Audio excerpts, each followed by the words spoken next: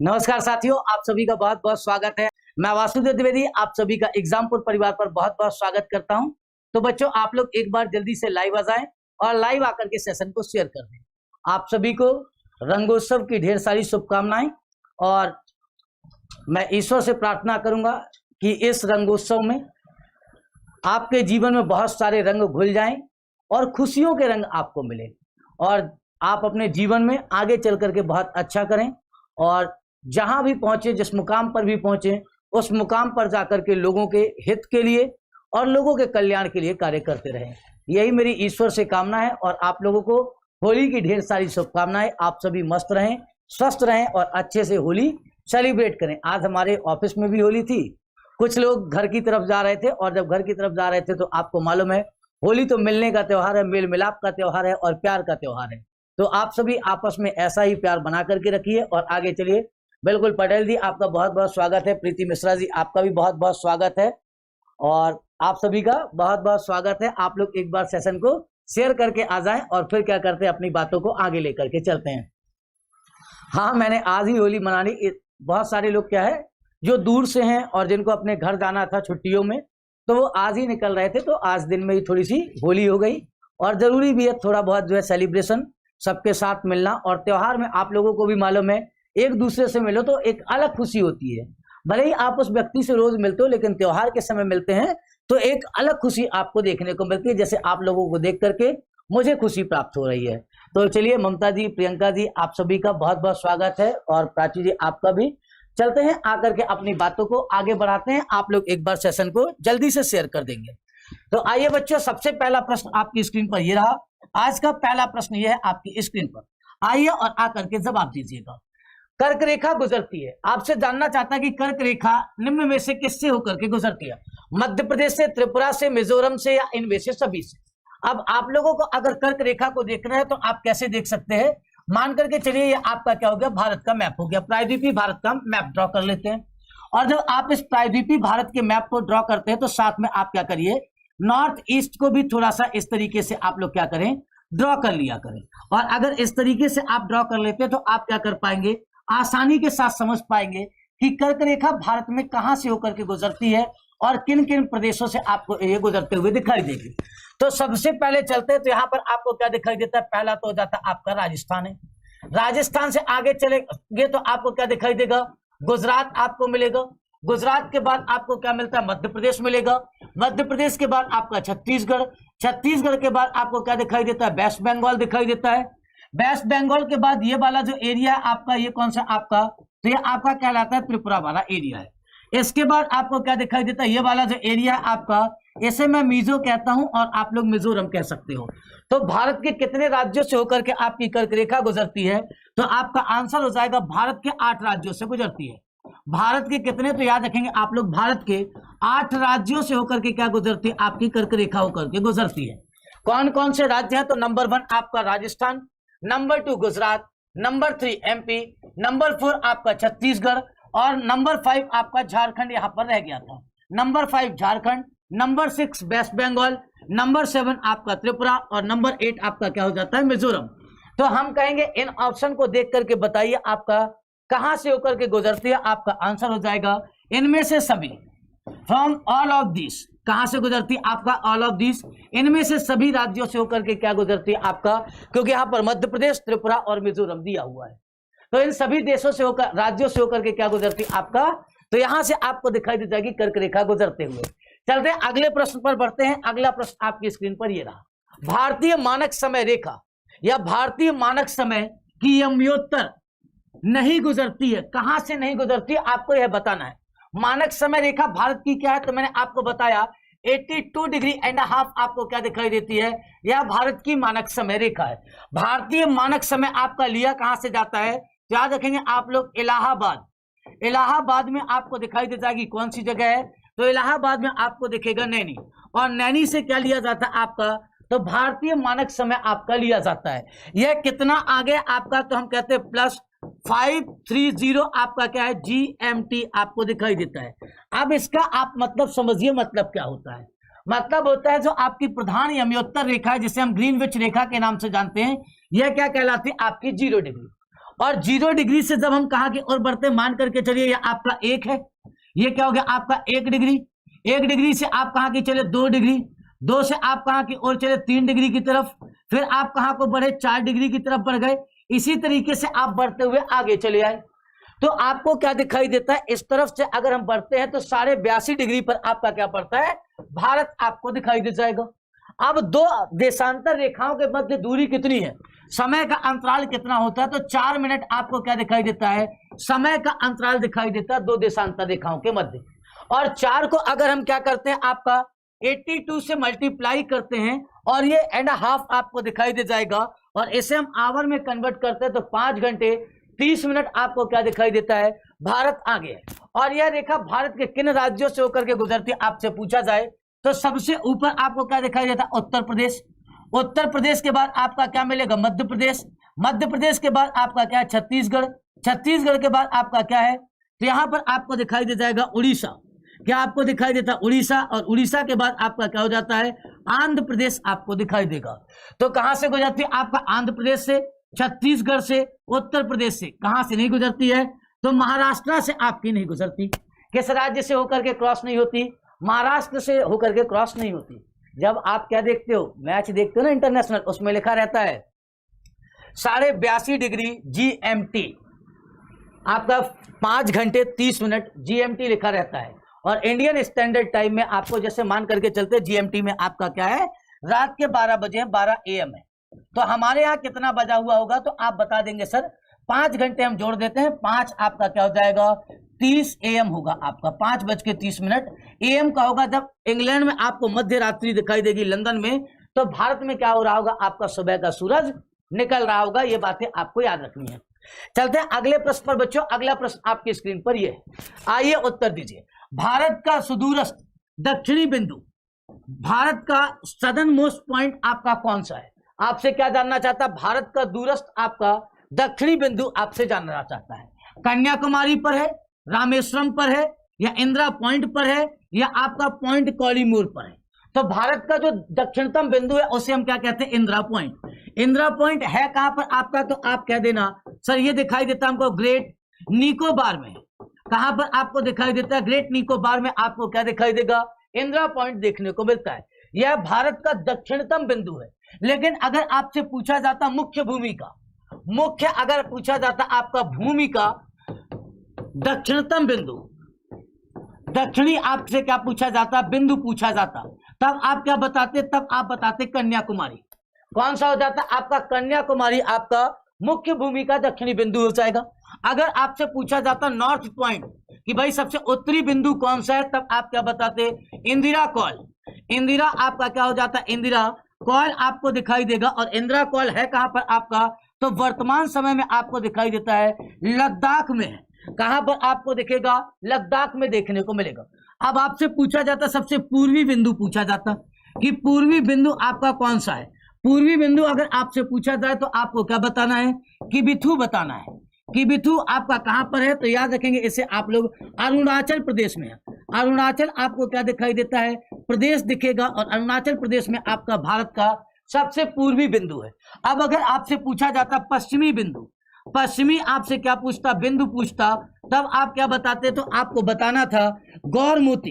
ठीक है, गौर मोती आपको दिखाई देगा। और यह है किस राज्य में, तो यह आपको दिखाई देता है गुजरात राज्य में। कहां पर है आपका, गुजरात राज्य में। तो ये सारी बातें आपको इसके साथ याद रखनी है। बिल्कुल, चलते हैं अगले प्रश्न की ओर। शिक्षा जो कि आरंभ में एक राज्य का विषय थी, किस संशोधन के द्वारा समवर्ती सूची में हस्तांतरित की गई। शिक्षा जो आरंभ में एक राज्य सूची का विषय था, किस संशोधन के द्वारा समवर्ती सूची में हस्तांतरित की गई। 24वें संविधान संशोधन अधिनियम के द्वारा, 25वें संविधान संशोधन अधिनियम के द्वारा, 42वें संविधान संशोधन अधिनियम के द्वारा, या 44वें संविधान संशोधन अधिनियम के द्वारा।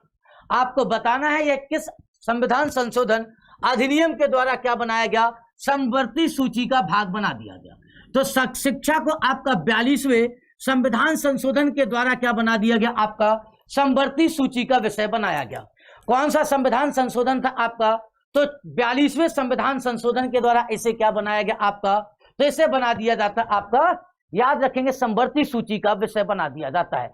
किसके अंतर्गत आपको शिक्षा का मूल अधिकार दिखाई देगा, तो यह आपको दिखाई दे जाता है 21A के अंतर्गत। ठीक है, आपको कौन सा अनुच्छेद 21A शिक्षा को मूल अधिकार बनाया गया, वह आपको दिखाई देगा 86वें संविधान संशोधन के द्वारा। 24वें में आपको क्या किया गया है, तो शक्तियों का क्या किया गया, संविधान संशोधन की शक्ति को विस्तारित किया गया था। इसके माध्यम से क्या कहा गया था, संसद क्या कर सकती है, आपका संसद बताया गया, आपका संसद मूल अधिकारों में क्या कर सकती है, अधिकारों में भी क्या कर सकती है, मूल अधिकारों में भी तो संविधान क्या कर सकती है, बदलाव कर सकती है। ये किसमें कहा गया था, यह कहा गया था आपका भारतीय संविधान के 24वें संशोधन के माध्यम से कहा गया था। बिल्कुल, चलिए अगला नेक्स्ट प्रश्न आपका ये रहा। भारतीय संविधान के अनुच्छेद 352 के अंतर्गत आपातकाल की घोषणा तभी की जा सकती है जब भारत के किसी भाग की सुरक्षा को निम्नलिखित खतरा हो। भारत के किसी भाग की सुरक्षा को निम्नलिखित खतरा हो, युद्ध के कारण, विदेशी आक्रमण के कारण, या सशस्त्र विद्रोह के कारण, या आंतरिक उपद्रव के कारण। तो ये आंतरिक उपद्रव जो शब्द था आपका, यह शब्द कहां हुआ करता था, यह शब्द आपका मूल संविधान में था। मूल संविधान में आपको दिखाई देता है, और मूल संविधान में क्या लिखा हुआ था, आंतरिक अशांति।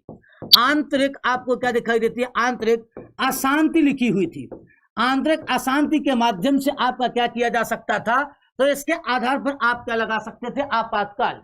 और इसी शब्द का प्रयोग करके इंदिरा गांधी ने भारत में क्या किया था, आपातकाल लगाया था।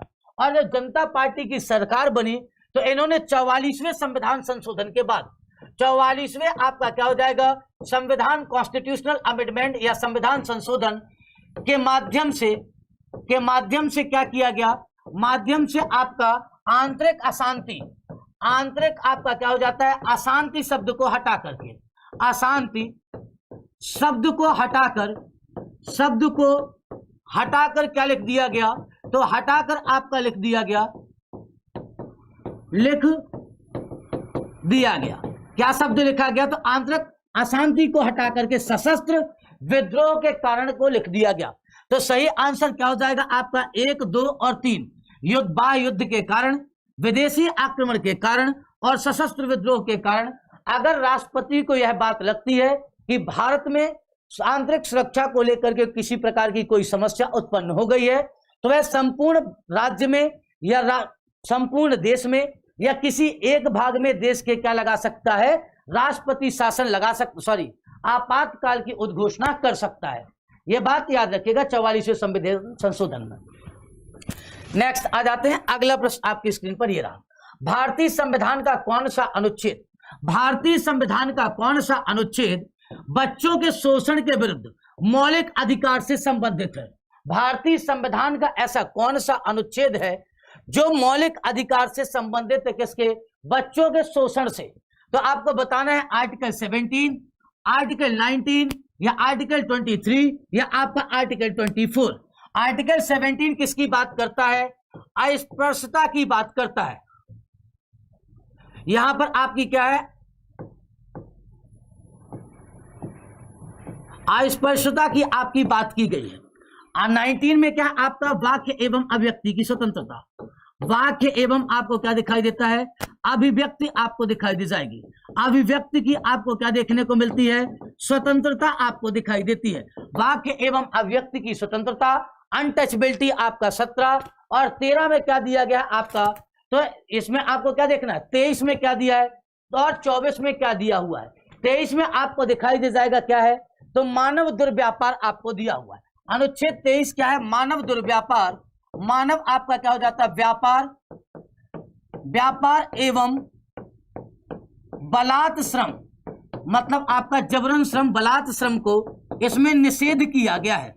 निषेध आपको दिखाई दे जाएगा किसके माध्यम से, तो इसी में आपको दिखाई देता है निषेध किया गया है आपका, यहां पर आपको निषेध देखने को मिलेगा।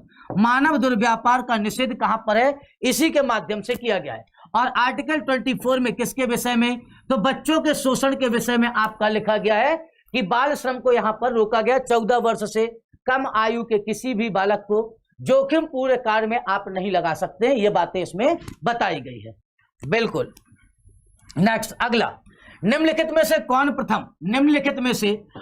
प्रथम भारतीय विपरीत लिंग ट्रांसजेंडर न्यायाधीश है? ये बहुत अच्छा क्वेश्चन है, इसका आपको जवाब देना है। अंशिका यादव जी, ममता जी, ज्योति जी, डिम्पल जी, रूपेश जी, आप सबको जवाब देना और शेयर करो तुरंत, और एक बार लाइक कर दो। आप लोगों की संख्या इतनी है और लाइक की संख्या देखो कितनी कम है, जल्दी से आप लोग लाइक भी कर सकते हो। चलिए, तो साधना शर्मा छत्तीसगढ़, चित्रा बरूच आपका तमिलनाडु, ओमन कुट्टी आपका केरल, या जोईता मंडल आपका पश्चिम बंगाल। निम्नलिखित में से प्रथम विपरीत लिंगी ट्रांसजेंडर न्यायाधीश आपको बताना है। बिल्कुल मीनू यादव जी, आपका कमेंट पढ़ पा रहा हूं। हेलो को आगे बढ़ते हैं। तो यहां पर आपको क्या दिखाई देता है? जोईता मंडल आपका क्या है? पश्चिम बंगाल की पहली ऐसी न्यायाधीश बनी जो ट्रांसजेंडर न्यायाधीश के रूप में आपकी जानी जाती है। जोईता मंडल आपकी क्या है? वेस्ट बंगाल की न्यायाधीश बनी, और यही आपकी ट्रांसजेंडर क्या दिखाई देती है? न्यायाधीश। अगला चलते हैं नेक्स्ट। निम्नलिखित आपका झीलों में से कौन पूर्णता आपकी संयुक्त राज्य अमेरिका में अवस्थित है? Lake Michigan, lake superior, Ontario, या आपका इरी। इसके साथ साथ अगर एक और लेक अपन मिला देते हैं, कौन सी आपकी, तो यहां पर आपको दिखाई दे जाएगी ह्यूरॉन। इन सबको मिलाकर के क्या कहा जाता है? आपका ग्रेट लेक्स कहा जाता है। इसमें से आपके लेक सुपीरियर कहां पर है आपका? तो यूएसए प्लस आपको कहां पर दिखाई देगी? कनाडा में आपको दिखाई दे जाएगी, ठीक है। और ओंटारियो कहां पर है आपका? यूएसए प्लस आपका कहां? कनाडा में आपको देखने को मिलेगा। इसके बाद इरी और ह्यूरॉन कहां पर है आपका? यूएसए प्लस आपको कहां पर दिखाई दे जाएगा? कनाडा में आपको देखने को मिलता है। जबकि लेक मिशिगन पूर्णता कहां पर है आपका? यह सिर्फ और सिर्फ आपका यूएसए में अवस्थित है। यह कहां पर अवस्थित है? यूएसए में, जिसे हम क्या कहते हैं? ग्रेट लेक्स के नाम से जानते हैं। इसी के किनारे आपको क्या दिखाई देता है? इसी के किनारे आपको दिखाई दे जाएगा दुनिया का सबसे बड़ा मांस प्रसंस्करण उद्योग आपको देखने को मिलता है, ठीक है। यहीं पर आपको दिखेगा। बहुत बढ़िया, चलते हैं अगले प्रश्न की ओर। अगला प्रश्न आपकी स्क्रीन पर ये है। चलो, भारत के निम्नलिखित पर्वत प्रणालियों में से कौन सा सबसे पुराना है? इनमें से कौन सा पर्वत आपका क्या है? सबसे पुराना है। हिमालय कैसा आपका? तो यह आपको दिखाई देता है नवीन वलित पर्वत है। नवीन आपका क्या हो जाता है? वलित पर्वत आपको दिखाई दे जाता है। इसके बाद सतपुड़ा क्या आपका? यह ब्लॉक माउंटेन है। कैसा माउंटेन है आपका? तो ब्लॉक माउंटेन आपको दिखाई देता है, ब्लॉक माउंटेन के रूप में आपको दिखता है। इसकी हाईएस्ट पीक क्या है? तो याद रखेंगे आप लोग, हाईएस्ट आपको क्या दिखाई देती है? पीक की अगर साथियों हम बात करते हैं, इसकी हाईएस्ट पीक आपकी हो जाती है धूपगढ़ है। कौन सी हो जाएगी? आपकी धूपगढ़। और यह कितना है आपका? तो 1350 मीटर आपको दिखाई देता है कहां पर आपका? तो मध्य प्रदेश में आपको दिखाई दे जाएगा, मध्य प्रदेश में अवस्थित है। नीलगिरी की सबसे ऊंची चोटी क्या थी आपकी? दोदा बेट्टा आपको दिखाई दे जाएगी, इसकी सबसे ऊंची चोटी है। कितनी है आपका? तो 2637 मीटर इसकी हाइट आपको दिखाई देती है दोदा बेट्टा की। अब अरावली क्या हो जाती है आपकी? तो अरावली याद रखिएगा आप लोग, ओल्डेस्ट क्या हो जाएगा? ओल्डेस्ट आपको दिखाई दे जाता है फोल्डिंग आपका क्या हो जाएगा? माउंटेन का एग्जाम्पल है। ओल्डेस्ट फोल्डिंग माउंटेन का एग्जाम्पल क्या बनता है आपका? अरावली। और अरावली ओल्डेस्ट फोल्डिंग माउंटेन का जो एग्जाम्पल है, यह आपको दिखाई देगा कहां से? पालनपुर से। पालन आपका क्या? पालनपुर। और पालनपुर कहां पर है आपका? तो आपको गुजरात में दिखाई देता है। गुजरात से लेकर के, गुजरात के अहमदाबाद से लेकर के दिल्ली तक इसका विस्तार दिखाई देगा। दिल्ली तक लगभग कितना आपका? 800 किलोमीटर। 800 क्या हो जाता है आपका? किलोमीटर। और दिल्ली में भी कहां पर आपका? तो रायसेना हिल। रायसेना आपको क्या दिखाई देता है? हिल आपको दिखाई देगी। और इस हिल पर ही आपका क्या है? भारत के राष्ट्रपति भवन है।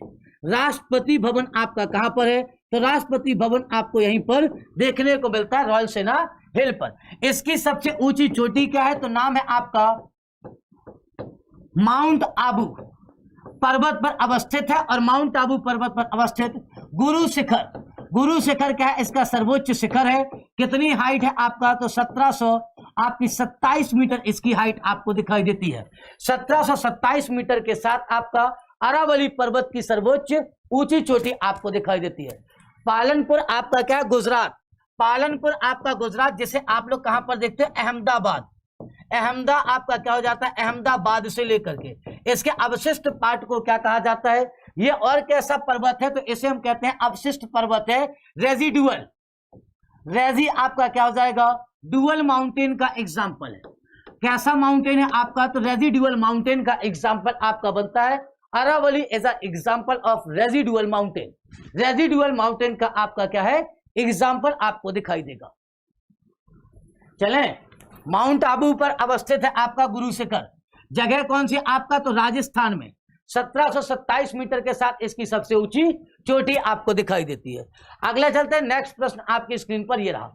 आइए उत्तर दीजिए। बांग्लादेश में प्रवेश करने के बाद गंगा नदी को निम्नलिखित में से किस नाम से जाना जाता है? गंगा नदी को आपका बांग्लादेश के में प्रवेश करने के बाद किस नाम से जाना जाता है? उद्गम स्थल पर आपका क्या कहते हैं? उद्गम आपको जो दिखाई देगा, उद्गम स्थल, उद्गम पर इसे क्या कहा जाता है? तो भागीरथी कहते हैं। क्या कहा जाता है आपका? भागीरथी। और भागीरथी से आकर के क्या मिल जाती है? अलकनंदा। भागीरथी से कहां पर आपका? तो देवप्रयाग में। देवप्रयाग आपका क्या कहलाएगा? देवप्रयाग में कौन सी नदी आकर के मिल जाती है? जहां पर इससे मिल जाती है आपकी अलकनंदा। अलक आपकी क्या मिल जाएगी? नंदा आपकी आकर के मिल जाती है। अब देवप्रयाग में इसका नाम क्या हो जाएगा? तो यहां से आपको दिखाई देगी गंगा। फिर इसके बाद आपकी कौन सी जगह पड़ेगी? हरिद्वार आपकी पड़ेगी। हरिद्वार से ये कहां पर चली जाती है? तो मैदान में प्रवेश कर जाती है। मैदान में क्या कर जाएगी? आपकी मैदान में प्रवेश कर जाती है। प्रवेश आपका कर जाती है, इस बात को याद रखेंगे। ठीक है, गंगा कहां से आपका मैदान में प्रवेश करती है? हरिद्वार में। अब जब ये बांग्लादेश में एंटर करती है, नाम क्या हो जाता है आपका? पद्मा। किस नाम से जानी जाती है? पद्मा के नाम से। अब यहीं पर आपसे पूछा जाए बे ऑफ बंगाल में, बे ऑफ आपका कहां पर? बंगाल में जाकर के किस नाम से मिलती है? तब आपको क्या बताना है? तब आपको बताना है मेघना नाम से। मेघना नाम से ये क्या हो जाती है आपका? बंगाल की खाड़ी में जाकर के मिल जाती है। बात क्लियर? पद्मा, ठीक है। और बे ऑफ बंगाल में जाकर के किसके नाम से? मेघना के नाम से आपकी मिलती है। तो बे ऑफ बंगाल में आपको मेघना के नाम से जाकर के मिल जाएगी। बहुत बढ़िया। लंबाई कितनी है? 2525 किलोमीटर। और उद्गम स्थल गंगोत्री, उत्तराखंड।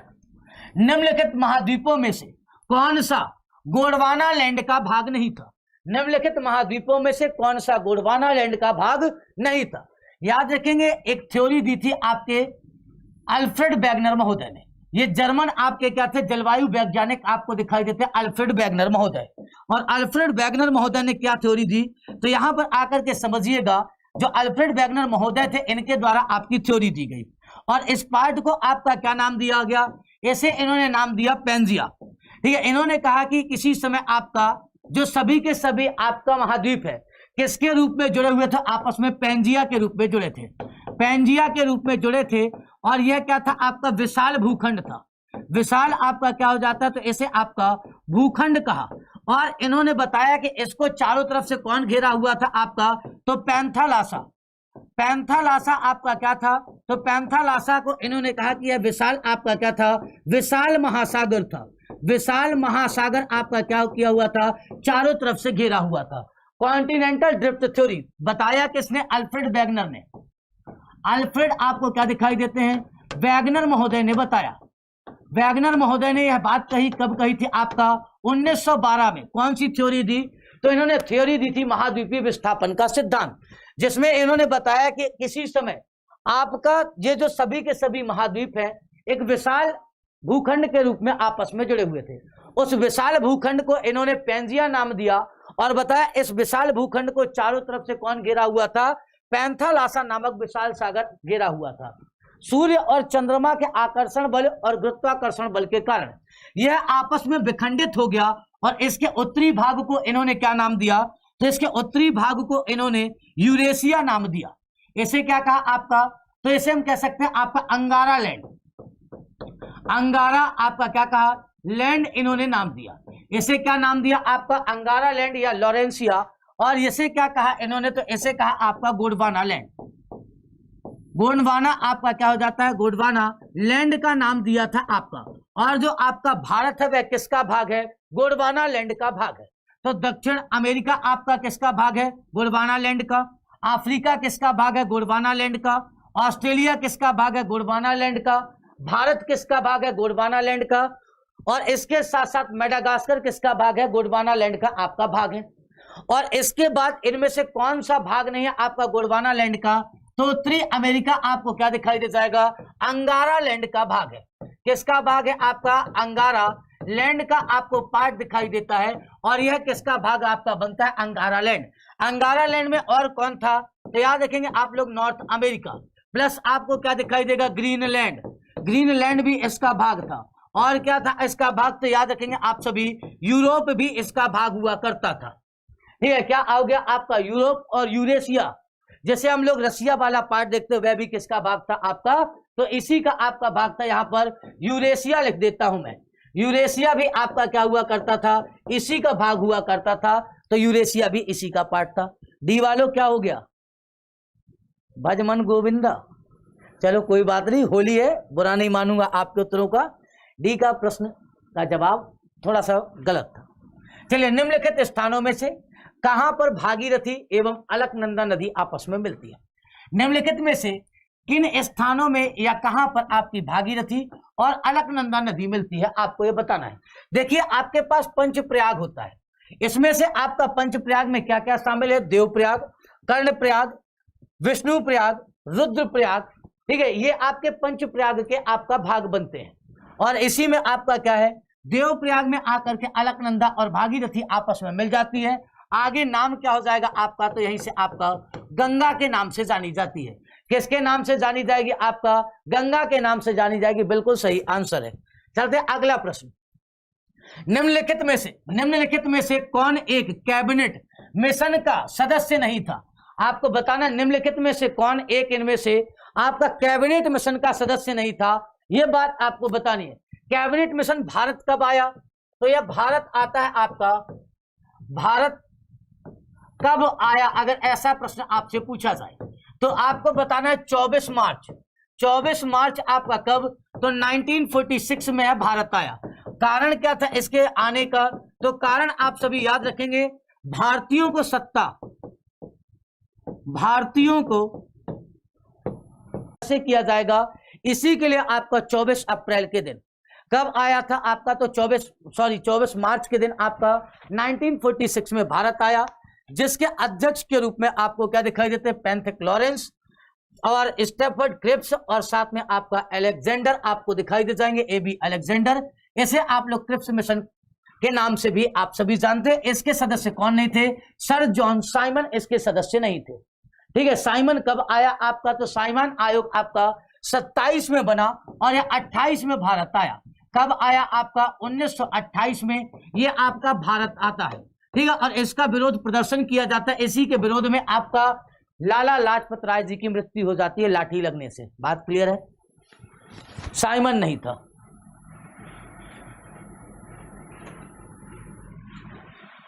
ट्रिक की जरूरत नहीं, बस आप पढ़ते चलिए, सब कुछ आपको आता चलेगा। चलते हैं नेक्स्ट प्रश्न आपकी स्क्रीन पर, ये रहा। बार बार अभ्यास करिए। देखिए, मैं हमेशा कहता हूं कि सतत अभ्यास करने से क्या होगा? आपका नॉलेज बढ़ेगा, थोड़ी सी चीजें आपकी बढ़ेंगी। बस उसे क्या करना है? बार बार अभ्यास करना है। हम लोगों ने भी कभी ऐसा नहीं था कि हमसे हमेशा से आता था। सतत अभ्यास किया, पिछले 6-7 साल से शिक्षण संस्थानों के साथ जुड़ा हुआ हूं, तो धीरे धीरे पढ़ाते पढ़ाते हमारी भी आदत हो गई। आप लोग भी, आपको अगर बीएड करना है तो उसके बाद आप पढ़ाने की सोच रहे हैं, मतलब सीधी सी बात है, आप शिक्षा जगत में जाना चाहते हैं। तो शिक्षा जगत में आपको जाने के लिए क्या करना चाहिए? शिक्षा जगत में जाने के लिए आपको मेहनत करनी चाहिए। मैं यही चाहूंगा कि आप लोग जब पहुंचे तो आप लोग छोटे बच्चों को पढ़ाएंगे। भारत देश की जो नींव है, जो कोर है, वो आप सब तैयार करके देंगे।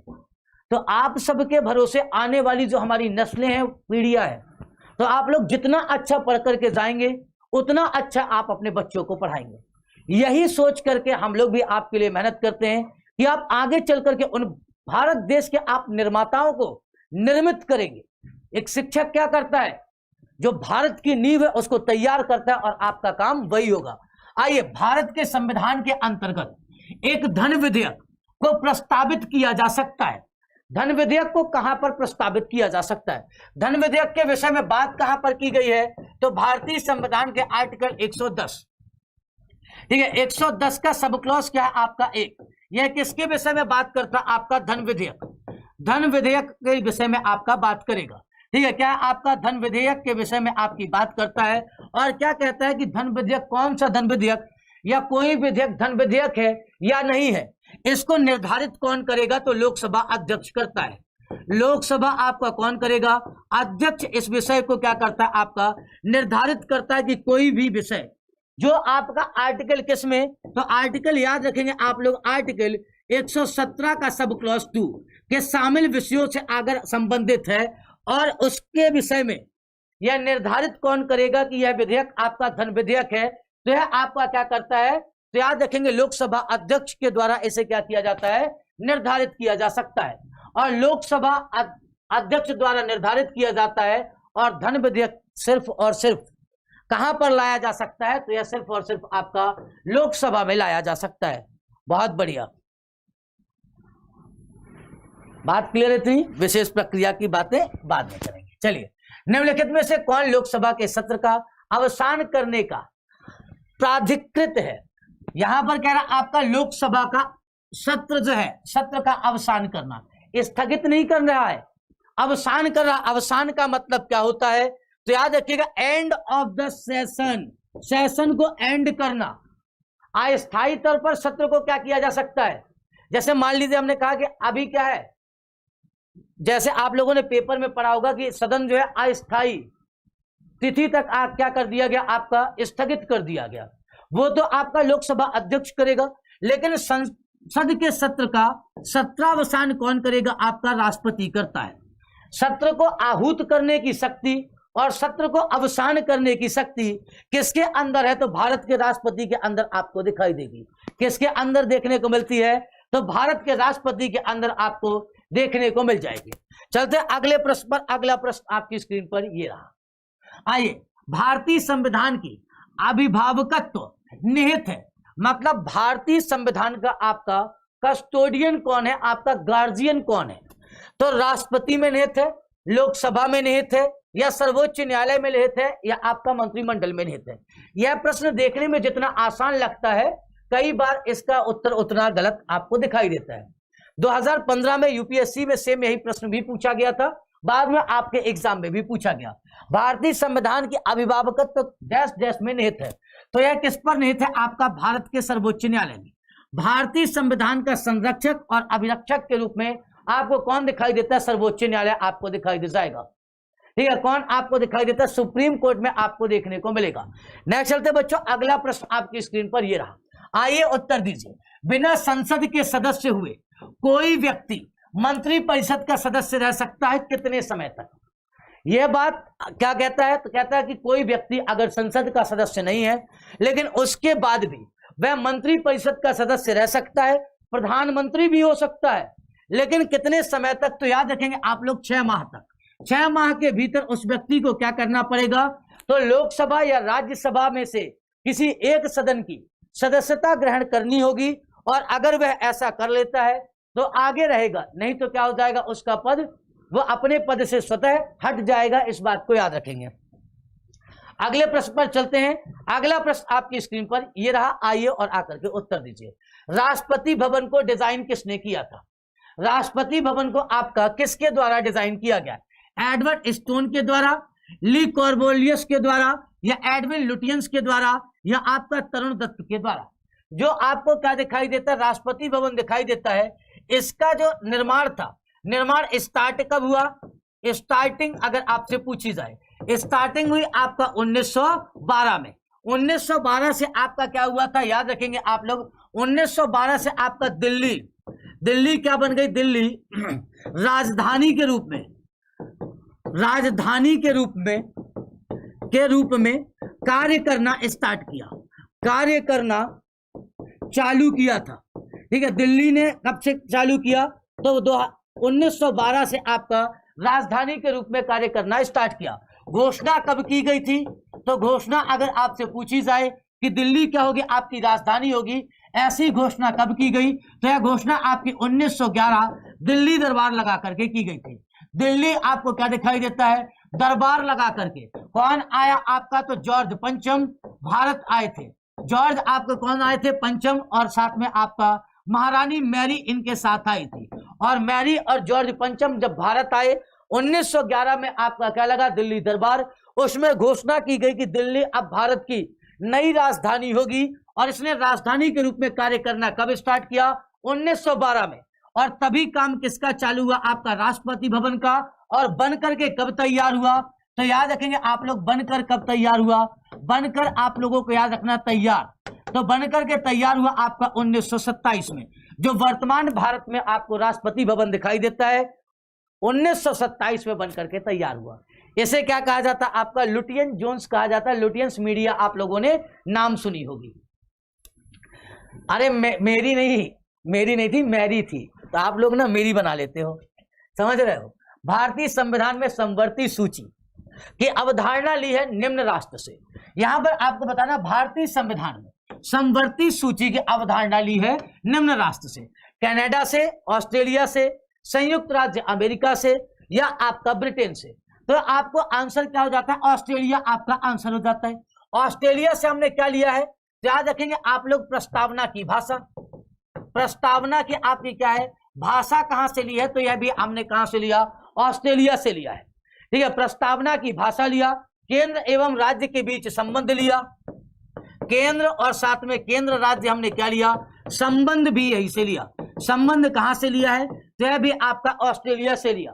ठीक है, केंद्र और राज्यों के मध्य संबंध को भी हमने यहीं से लिया है, तो यह भी आपको दिखाई दे जाएगा। और साथ में शक्ति का विभाजन और संसदीय विशेषाधिकार।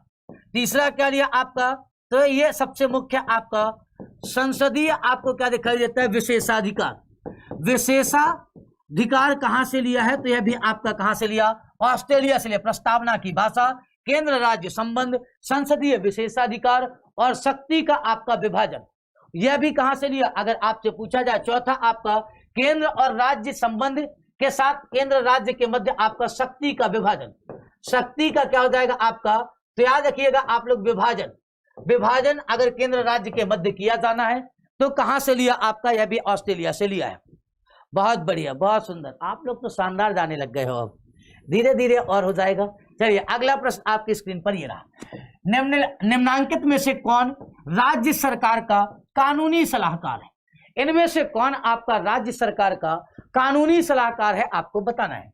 महान्यायवादी, महाधिवक्ता, सॉलिसिटर जनरल या नियंत्रक एवं महालेखा परीक्षक।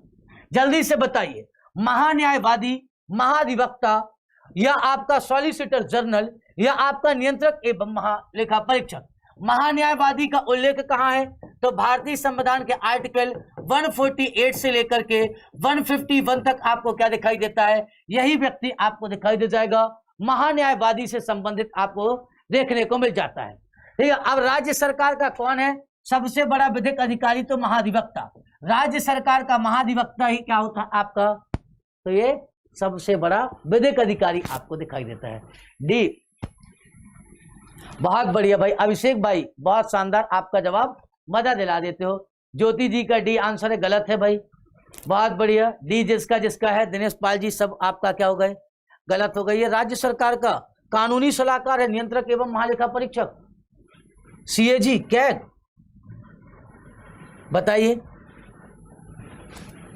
148 से 151 तक आपका दिया हुआ है। ये आपका भारत सरकार का सबसे महालेखा नियंत्रक परीक्षक, ये क्या काम करता है आपका, ऑडिट करता है, गलत बात है। चलिए, कोई विधेयक धन विधेयक है या नहीं, इसका निर्णय कौन करता है। कोई विधेयक धन विधेयक है या नहीं, इसका निर्णय कौन करता है, आपको बताना है। राष्ट्रपति, संसदीय कार्य मंत्री, राज्यसभा के सभापति, लोकसभा अध्यक्ष।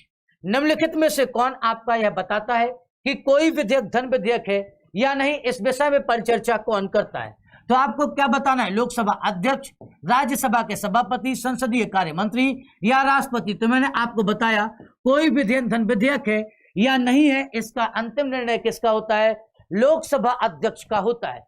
किसके आधार पर, तो याद रखेंगे आपका आर्टिकल मैंने आपको अभी बताया था 110 आपको दिखाई देता है, और जो ये निर्धारित करेगा किसके आधार पर, तो 110 के 3 के आप में ये बात लिखी गई है कि कोई विधेयक धन विधेयक है या नहीं, यह निर्धारित कौन करेगा, तो लोकसभा अध्यक्ष करेगा।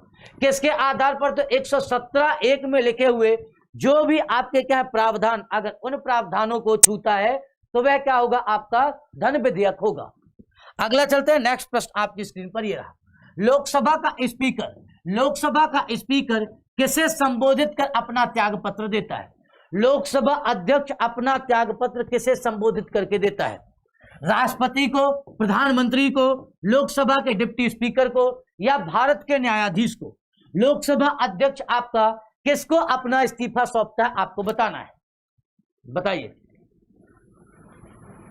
जल्दी बताइए, किसको अपना इस्तीफा देता है? चलो, जितने उन्हें प्रेसिडेंट का सब गलत है। लोकसभा के डिप्टी स्पीकर को क्या करता है, अपना इस्तीफा सौंपता है। भाई लोकसभा का जो अध्यक्ष है, लोकसभा अध्यक्ष आपका क्या है? लोकसभा अध्यक्ष आपको दिखाई देगा कैसा है, तो भैया ये भी तो आपका क्या एमपी है ना, ये क्या है, मेंबर ऑफ पार्लियामेंट है। अध्यक्ष के रूप में क्या शपथ लेता है? नहीं, किसके रूप में शपथ लेता है? एक सांसद के रूप में शपथ लेता है, मेंबर ऑफ पार्लियामेंट के रूप में शपथ लेता है। और यह अपना इस्तीफा कैसे देता है? लोकसभा के डिप्टी स्पीकर को। और डिप्टी स्पीकर कैसे देता है? लोकसभा के अध्यक्ष को। ठीक उसी तरीके से जैसे राष्ट्रपति उपराष्ट्रपति को, उपराष्ट्रपति राष्ट्रपति को। सीधा राइट आंसर। चलते हैं अगले प्रश्न पर। अगला प्रश्न आपकी स्क्रीन पर यह है, राज्यपाल को पद की गोपनीयता की शपथ कौन दिलवाता है? राज्यपाल को उसके पद की गोपनीयता की शपथ कौन दिलाता है, आपको बताना है। राष्ट्रपति, उपराष्ट्रपति, राज्य के उच्च न्यायालय के मुख्य न्यायाधीश, विधानसभा के अध्यक्ष। तो राज्यपाल की नियुक्ति कौन करेगा? अपॉइंट कौन करता है? नियुक्त कौन करता है? तो नियुक्त करने का काम आपका कौन करता है? राष्ट्रपति। राष्ट्रपति क्या करता है? आपका नियुक्त करता है। राष्ट्रपति के किससे? आपका प्रसाद से। प्रसाद का मतलब प्रसाद पर्यंत है, अपने पद को धारण करता है। राष्ट्रपति जब चाहे इसको इसके पद से हटा सकता है, लेकिन इसको आपका इसके पद की गोपनीयता की कसम कौन दिलाता? राज्य के उच्च न्यायालय का मुख्य न्यायाधीश दिलाता है। इस्तीफा किसको देगा? राष्ट्रपति को देगा।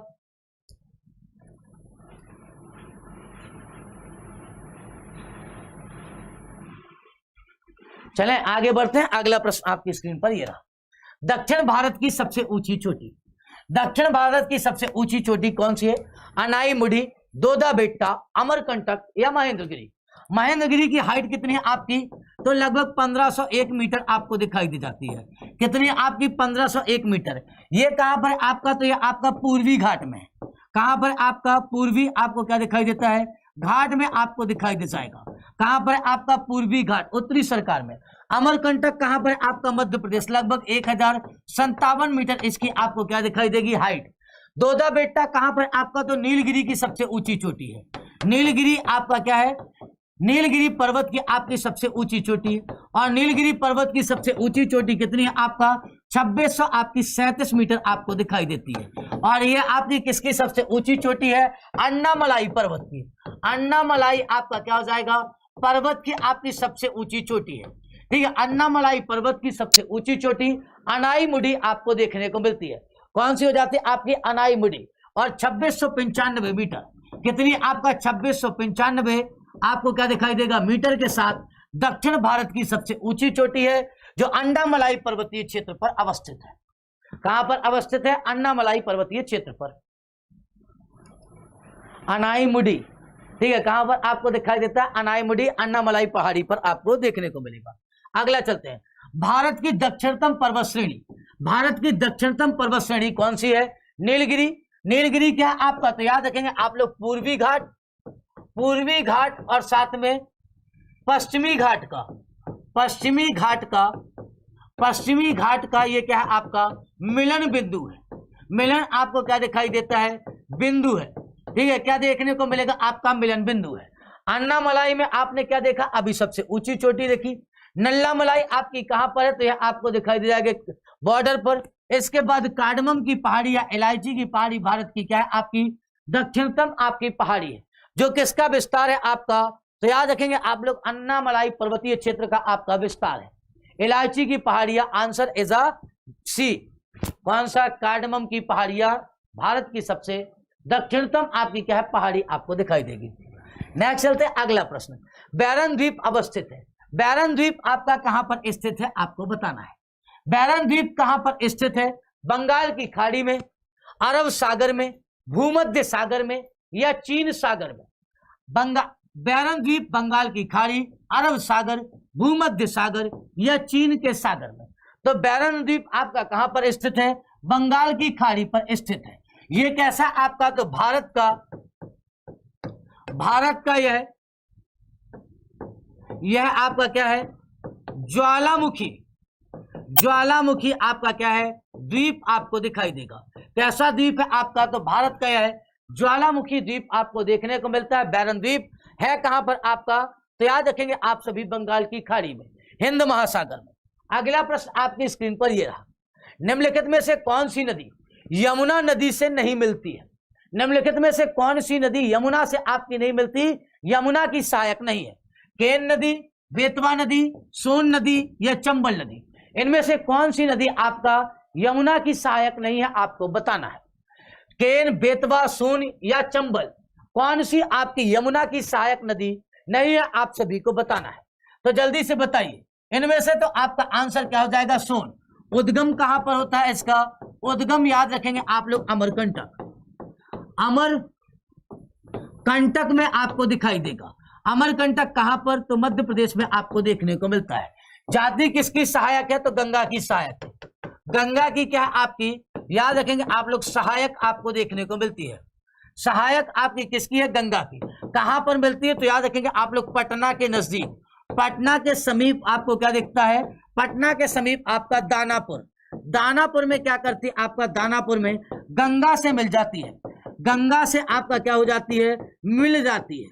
ये कैसी होती है? आपका गंगा से मिल जाती है। कैसे फ्लो करती है? तो ये आपका कहां से? आपका दक्षिण से उत्तर की तरफ बहती है। दक्षिण से आपका क्या करती है? उत्तर की तरफ बहती है। उत्तर की तरफ आपकी क्या कहती है? तो यह बहती है। ठीक है, दक्षिण से उत्तर की तरफ इसका आपको क्या दिखेगा? फ्लो आपको दिखाई देगा। दक्षिण से उत्तर की तरफ इसका फ्लो आपको दिखाई देता है। गंगा की आपकी क्या दक्षिण से उत्तर की तरफ जाकर के मिलने वाली ये आपकी सहायक नदी आपको दिखाई देगी। अगला प्रश्न, चिल्का झील जहां पर स्थित है, चिल्का झील आपकी जहां पर स्थित है वह है कर्नाटक तट, मालाबार तट, कोंकण तट या उत्तरी सरकार तट। चिल्का झील जहां पर आपकी स्थित है। अब देखिए ये आपका क्या हो जाता है? तटों को भी आप सभी ऐसे समझिए, ये आपका क्या है? पूरा का पूरा आपका भारत का मैप है, ऐसे समझ लीजिए। और इस भारत के मैप पर जब आप आते हैं, ये मान करके चलते हैं हम लोग कि ये आपका क्या है? प्रायद्वीपीय भारत है। प्रायद्वीपीय भारत में जब आप आते हो तो यहाँ पर आपको क्या दिखाई देता है? गुजरात आपको दिखाई देगा। और गुजरात का ये जो आपका तटीय क्षेत्र है इसे हम लोग किस नाम से जानते हैं? तो ये कहलाता है आपका काठियावाड़ तट। ये क्या है? आपका काठियावाड़ आपको क्या दिखाई देता है? तट आपको देखने को मिलेगा। अब देखो ये आपका महाराष्ट्र और गोवा वाला क्षेत्र है। महाराष्ट्र और गोवा के क्षेत्र में आप बताइए मुझे कौन सी भाषा बोली जाती है?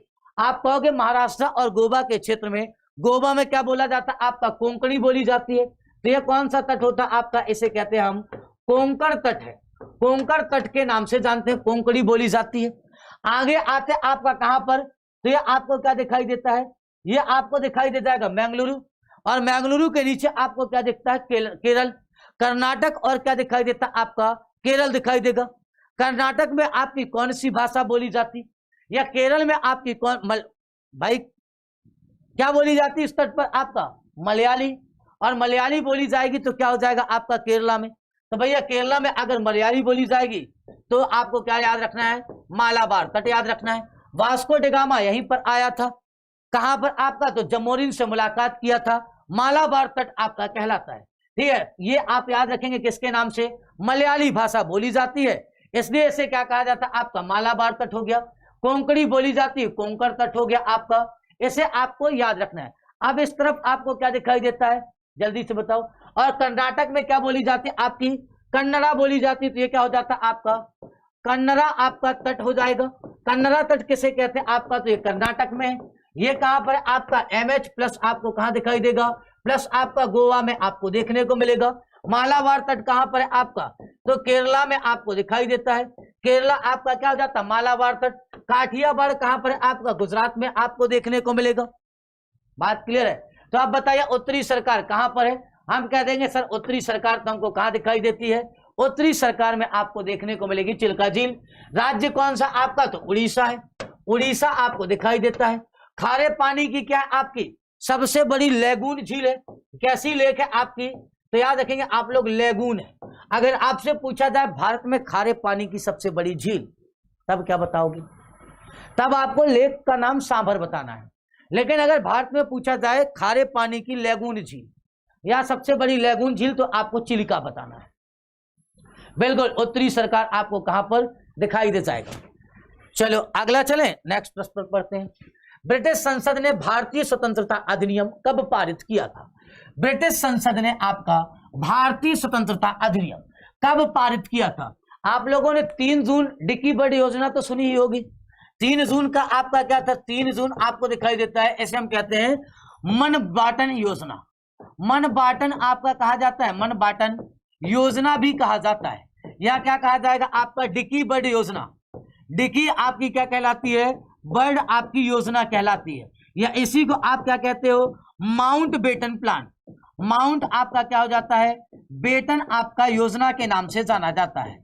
यह योजना आपकी क्या है? ये 3 नवंबर को आपका मनबाटन योजना, भारत की स्वतंत्रता का आपका प्रस्ताव कि भारत क्या होगा आपका 2 भागों में अलग अलग देश के रूप में बनेगा, ये बात इनने कही थी। तो इसके बाद आपको क्या दिखाई देता है? ब्रिटिश संसद ने कब पारित किया? तो जुलाई 1947 में क्या किया? पारित कर दिया। कब पारित किया आपका? तो 18 जुलाई 1947। डेट क्या थे आपके? 18 जुलाई 1947। और इस समय ब्रिटिश प्रधानमंत्री कौन था? तो प्रधानमंत्री आपको दिखाई दे जाएंगे, प्रधानमंत्री के रूप में आपका क्लीमेंट एटली। कौन था आपका? एटली आपके क्या थे? प्रधानमंत्री थे। सर क्लीमेंट एटली क्या थे आपके? प्रधानमंत्री। और 18 जुलाई 1947 को ब्रिटिश संसद ने भारतीय स्वतंत्रता अधिनियम पारित कर दिया। भारत 2 भागों में आपका स्वतंत्र होगा, एक आपका पाकिस्तान और एक का भारत। 14 अगस्त के दिन पाकिस्तान का निर्माण हुआ और 15 अगस्त के दिन भारत का निर्माण हुआ, और इसके माध्यम से भारत क्या हुआ आपका? स्वतंत्र हो गया। ये बात याद रखेंगे। इटली, इटली, इटली नहीं, इटली, ठीक है। 1947 इटली, केटली, आप लोग कुछ भी याद रख सकते हैं। भारत के नागरिकों के मूल कर्तव्यों का समावेशन है। मूल कर्तव्यों का समावेशन किस भाग में है? संविधान के भाग 1 में है, संविधान के भाग 2 में है, संविधान के भाग 3 में है, संविधान के भाग 4 का में है। मैं यहां पर एक बात बता देता हूं आपको, जो भारतीय संविधान में आपके मूल कर्तव्य जोड़े गए, मूल कर्तव्य किसके माध्यम से जोड़े गए? आपका आंसर होगा सरदार स्वर्ण सिंह। सरदार आपका क्या है? याद रखेंगे आप लोग, स्वर्ण सिंह, सरदार स्वर्ण सिंह समिति की अनुशंसा पर, समिति की क्या है आपकी? समिति की अनुशंसा पर जोड़े गए। अनुशंसा पर आपका क्या किया गया था? जोड़े गए थे, ठीक है। अनुशंसा पर जोड़े गए। सरदार स्वर्ण सिंह समिति की अनुशंसा पर इसे जोड़ा गया था कि संविधान संशोधन के माध्यम से। तो 42वें आपका क्या हो जाता है? कॉन्स्टिट्यूशनल अमेंडमेंट के माध्यम से। 42वें कॉन्स्टिट्यूशनल अमेंडमेंट के माध्यम से कितने आपके जोड़े गए थे? मूल कर्तव्यों की संख्या तो आपका 42वें संविधान संशोधन से 10 थी, प्लस क्या किया गया? एक और जोड़ दिया गया। अब कितने हो गए आपके? टोटल 11 हो गए। एक कौन सा था कि भैया माता पिता अपने 14 वर्ष 6 वर्ष से कम आयु के बच्चों को क्या करेंगे? आपका प्राथमिक शिक्षा उपलब्ध कराने का, मतलब माता पिता का यह दायित्व होगा कि वह अपने बच्चों को प्राथमिक शिक्षा प्रदान करें।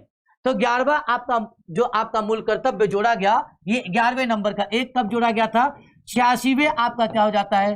कॉन्स्टिट्यूशनल अमेंडमेंट के माध्यम से, ठीक है। एक कब जोड़ा गया आपका? 40वें कॉन्स्टिट्यूशनल अमेंडमेंट से। और 10 कब जोड़े गए थे आपका? 42nd आपका क्या हो जाता है? कॉन्स्टिट्यूशनल अमेंडमेंट के माध्यम से। बात क्लियर है इतनी? बताइए हाँ या ना।